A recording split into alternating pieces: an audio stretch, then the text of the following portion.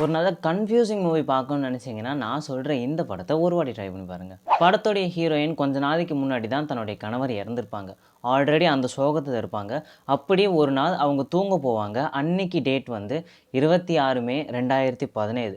அவங்க கண்ணு முழிச்சு எந்திரிச்சு பார்க்குறப்போ அவங்கள சுற்றி நிறைய விஷயங்கள் புதுசாக நடக்குது.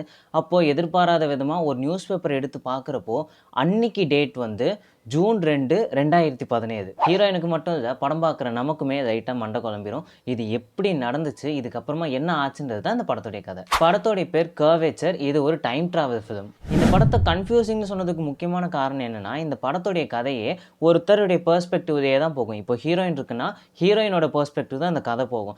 ஆக்சுவலாக இங்கே என்ன நடக்குது, இதுக்கு முன்னாடி என்ன ஆச்சுன்ற எந்த காரணத்தையுமே உங்கள் டீட்டெயிலாக சொல்லியிருக்கவே மாட்டாங்க. ஸோ நீங்கள் உன்னிப்பாக பார்த்தா மட்டும்தான் இது என்ன கதைன்றதே உங்களுக்கு புரியும். உங்கள் மூளைக்கு நிறைய வேலை கொடுக்கணும்னு நினச்சிங்கன்னா இந்த படத்தை மிஸ் பண்ணாமல் ஒரு ட்ரை பண்ணி பாருங்கள். இதே மாதிரி நிறைய மூவி கான்டென்ட்ஸ் பார்க்கணும்னு நினச்சிங்கன்னா மறக்காம